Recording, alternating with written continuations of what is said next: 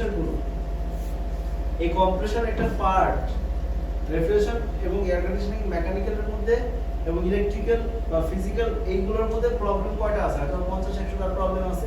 এটা যদি আমার মাথার ভিতরে যদি আমি ঢুকায় ফেলতে পারি, ওই যে হলুদ হাতি এবং সাদা হাতি যেটা পৃথিবীতে এক্সিস্ট করে না, সেটাও আমরা কিন্তু ব্রেন দিয়ে কিন্তু তৈরি করছি। তেমনি ভাবে যদি আমি প্রত্যেকটা জিনিস ব্রেনে সেটআপ করতে পারি, তাহলে ভাই আমার জন্য কাজ একদম সহজ।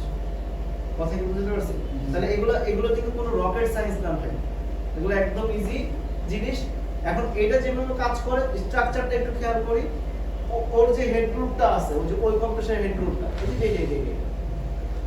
এটা ঘোরাই, এটা যে হেড গ্রুপটা ওটা দেখতে কতটুকু না, আবার এটা হেড গ্রুপটা দেখি, এটা ওটা ক্র্যাঙ্ক কেসটা কত বড় না, এটা ক্র্যাঙ্ক কেসটা ছোট, দেখো এটা ক্র্যাঙ্ক কেসটা ছোট। আবার দেখা যায় এটা তো দেখো এটা একটু মাঝারি টাইপের। এই ডাজন্ট ম্যাটার যে আমার এটা কত বড় কত ছোট, এটা আমার দেখতে হবে এটার ইনপুট পাওয়ার আর আউটপুট পাওয়ার। এটাতে ইনপুট পাওয়ার ঢুকতেছে কি, ইলেকট্রিসিটি পাওয়ার, বৈদ্যুতিক পাওয়ার ঢুকতেছে, তাই না?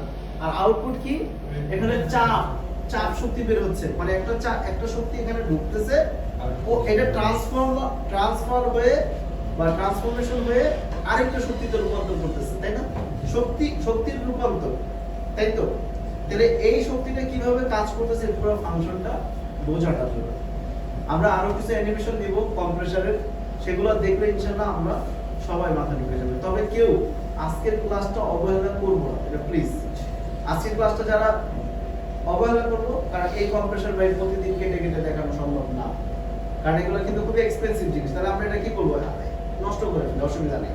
নষ্ট করে প্রত্যেকটা প্রয়োজনে আমরা এই কয়েলগুলোরে বের করবো, যে কয়েলের যার যেমন ক্ষুধা আছে ভিতরে, মনের ভিতরে ক্ষুধা আছে না, এটা কিভাবে যেমন ওই কয়েলটা ভালো আছে, ওই টিমের যারা আছে খুললাম, অসুবিধা নেই।